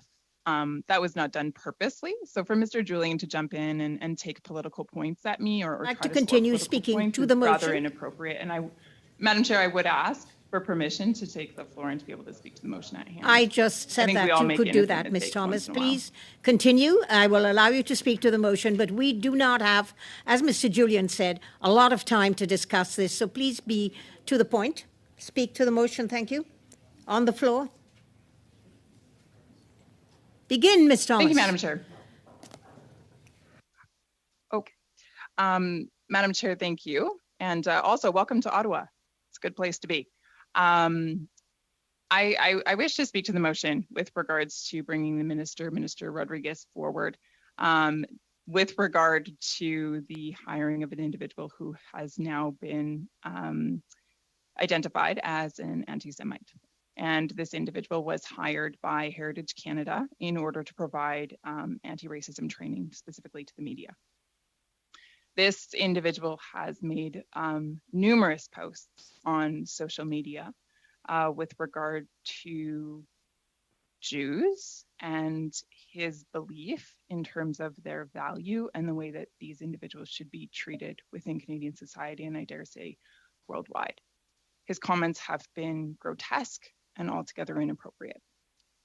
This individual was hired, contracted, given public funding through multiple avenues in order to pull off this training. It's hard to believe that this individual would have gotten through any sort of vetting process, assuming that there was one, when this hiring decision was made. As the Minister of the Heritage Department, it is up to Minister Rodriguez to answer for this.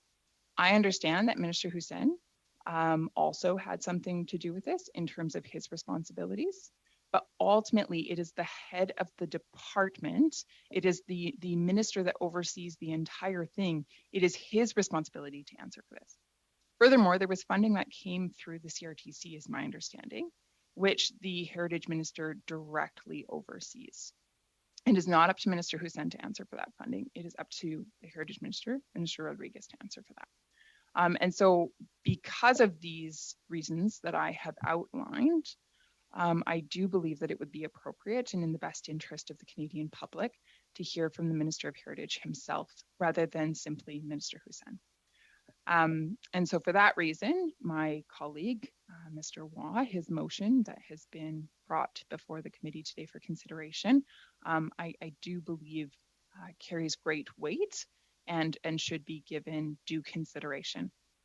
Again, I would reiterate that this ultimately comes down to Canadians. And of course, if you just simply Google it, you will see that there was outrage when Canadians found out this summer that money was handed off to this individual, Mr. Maroof, to conduct this training. Yeah, and unfortunately, you know, the vast majority of Liberal members were silent. I credit Mr. Housefather for speaking out and having a voice on this issue and advocating for justice. I value his voice, his take. I'm particularly disappointed with the Prime Minister, with Minister Hussein, and ultimately with Mr. Rodriguez, Minister Rodriguez, who Minister Rodriguez took more than 2 weeks to finally offer a comment with regard to this incident. And I thought that that was altogether inappropriate.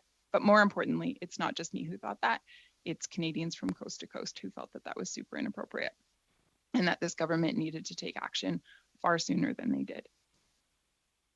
Given the mistakes that have been made and their grave impact on a significant portion of Canadians' population, and no, you know what? All Canadians were impacted by this, because we should all be held to a high standard in terms of the way that we treat one another.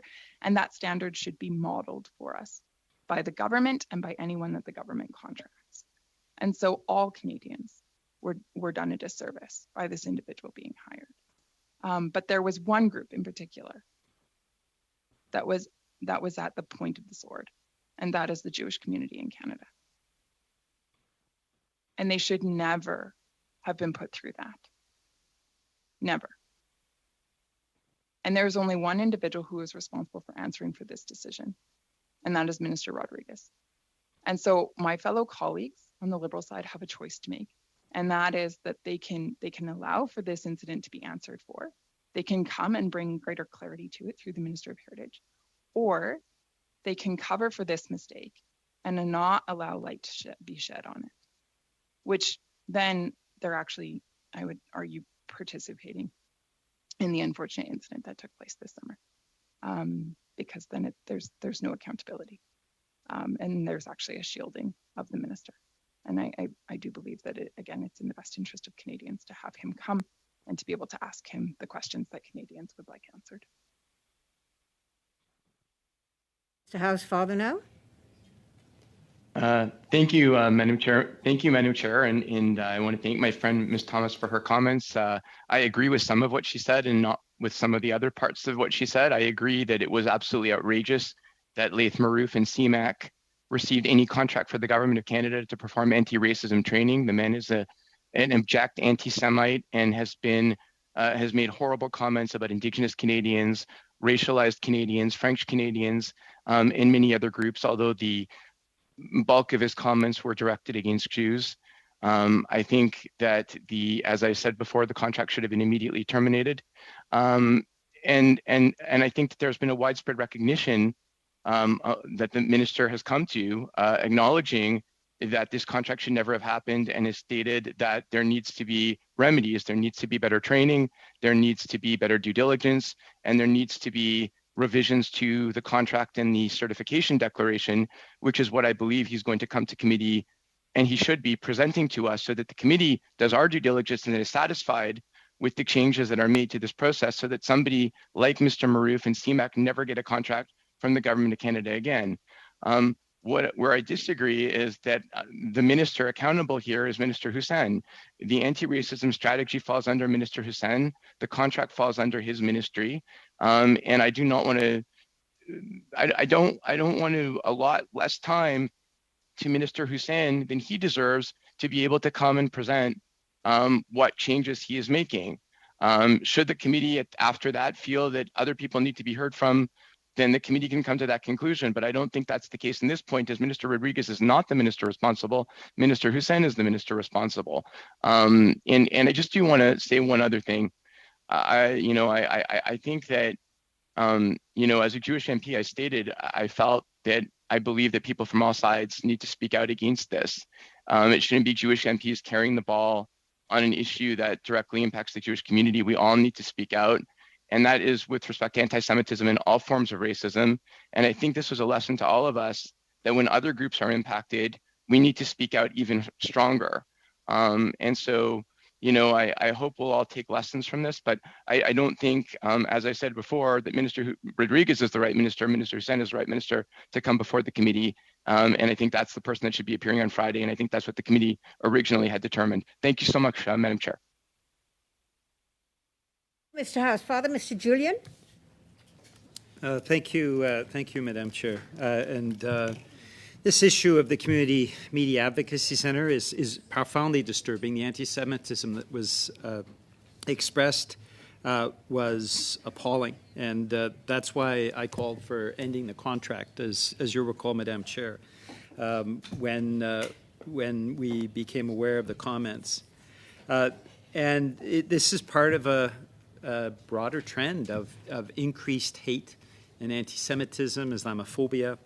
We're seeing, certainly with the convoy occupation earlier this year, we saw the most appalling symbols, Nazi symbols, flying on Parliament Hill. We saw blatant anti-Semitism, and anyone who supports the convoy. And we sadly saw some members of Parliament supporting those despicable acts and expression of hate.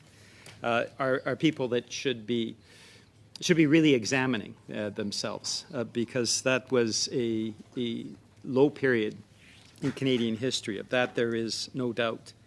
I support having Minister Hussein before this committee and have expressed that repeatedly. The idea that we would move immediately to Minister Rodriguez, I have asked my colleagues to hold off on. I want to see the responses that Mr. Hussein provide, and following that, I will certainly be willing, depending on whether or not we're satisfied with those answers as a committee. I would be more than willing to entertain this motion, but I'm quite frankly feel disrespected that this motion has been put forward today, knowing that, and the member who moved this knew my position on this, that I wanted to get to the first hearing, and after that first hearing, make a judgment and a decision about whether or not to then convene Minister Rodriguez.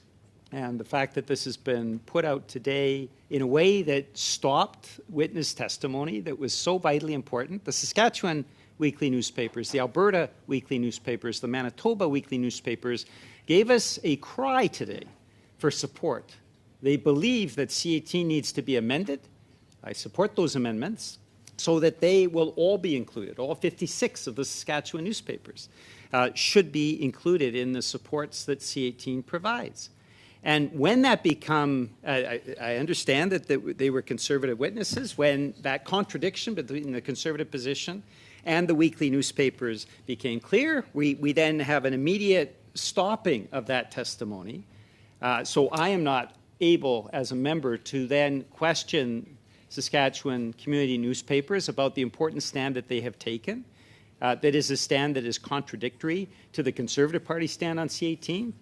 I feel like, again, as with C11, we're seeing a stopping of witness testimony because it raises uncomfortable truth that some members around this table don't want to face. And so I'm quite frankly frustrated that witness testimony was cut off, that we now are facing a motion that we've already discussed, and that a motion that I've already clearly indicated my stand on, and the majority of the committee has already communicated its stand on. And instead of waiting until next week, hearing the testimony from Minister Hussein on this very important subject, and then deciding collectively as a committee where we want to go from there, it's something that has worked very well in the past, Madam Chair, as you're aware. And I commend Mr. Nader particularly because he's always been willing to work together with all parties around this committee so that we can find a consensus. Well, rather than finding that consensus, we have had witness testimony cut off, and we are now dealing again with something that I very clearly indicated I do not want to consider until after I hear from Minister Hussein. So I'm, quite frankly, Madam Chair, I'm frustrated. I'll be voting against this motion if it comes up to a vote, but it seems to be more of a filibuster tactic, and I deplore that because the witnesses that we were hearing today had important testimony, important information to relate to us, and they were cut off because of this, because of the moving of the motion for filibuster purposes rather than any sort of attempt to come to an agreement. That being said, I will be prepared to look at this motion again after Minister Hussein's testimony, and that is when I believe we should be having the discussion about whether or not to convene Minister Rodriguez. Thank you, Mr. Julian. I would like the committee to be, your frustration is duly noted. I think that sometimes when we talk about certain aspects of how a committee functions, it should be done on principle and not necessarily on some sort of arbitrary sense of technicality. But here we are, and we're not allowed to speak very much to what went on in the in-camera meetings, so I just warn members not to mention that too much.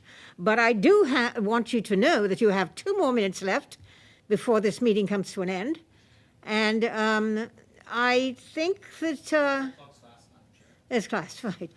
We have 2 more minutes left, and that we have I have 2 more speakers, and we will not be able to come to a vote on this at all at this meeting if we continue in this vein.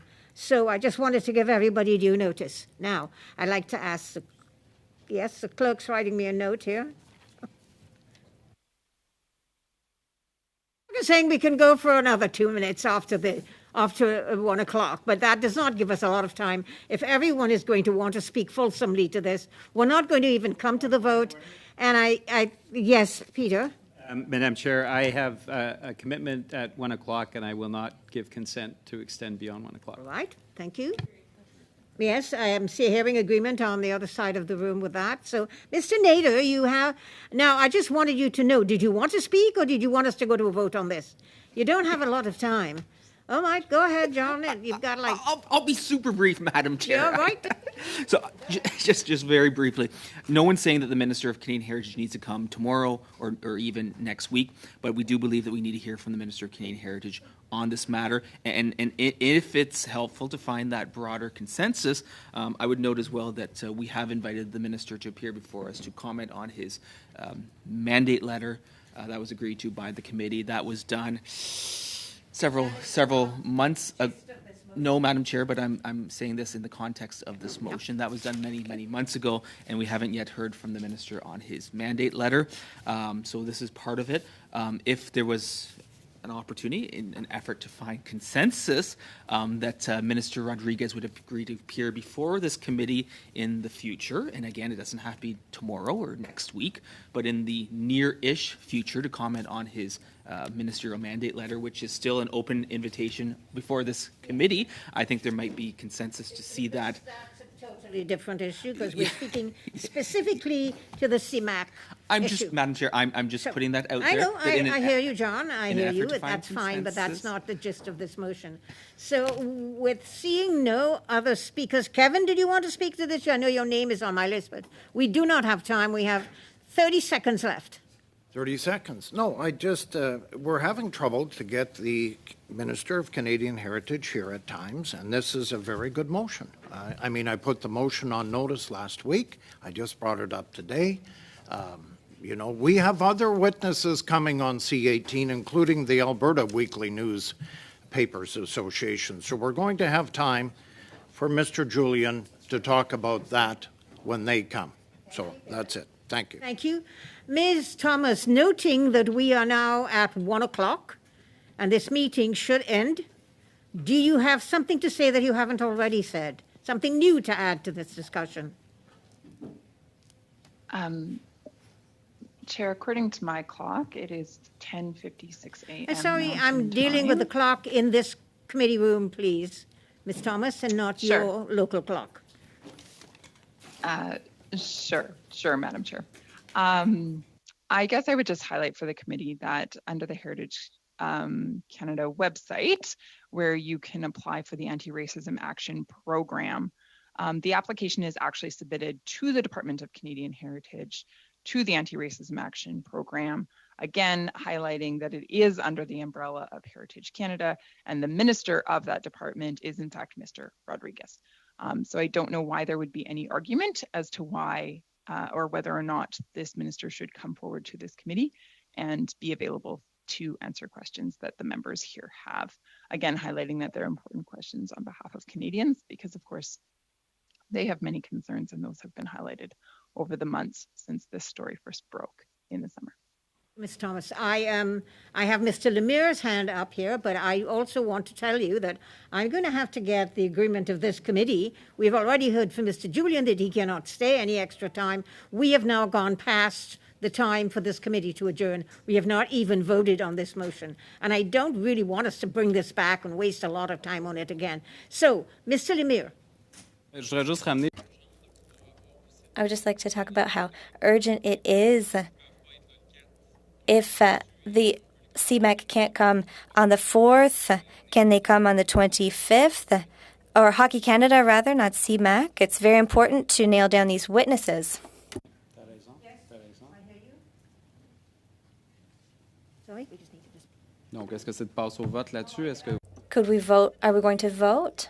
No other speakers to Mr. Waugh's motion. I'm going to call the vote. Chair, do you want a recorded division? How do you want this vote to go? All right, Ms. Chair, please, we will call the vote now. Those in favor of the motion? So on Mr. Waugh's motion? Madam Chair, I just would confirm that it is a recorded vote. Thank you. Thank you. Please. Thank you. Mr. Biddle? Against. Mr. Coteau? Against. Ms. Hefner? Contre. Mr. Housefather? Against. Mr. Nader? In favor. Ms. Thomas? Ms. Thomas? Ms. Thomas? In favor. Thank you. Monsieur Gould? Merci. Mr. Waugh? In favor? Monsieur Lemire? Mr. Julian? Contre. Point of order, Madam Chair.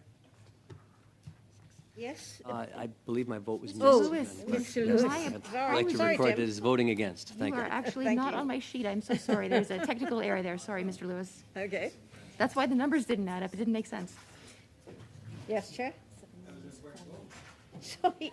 Seven nays, 4 yeas. Seven nays and 4 yeas, so the motion does not carry. Thank you very much, and I would now entertain a motion to adjourn this meeting. Peter? Madam Chair, I think the point of Mr. Lemire is very important.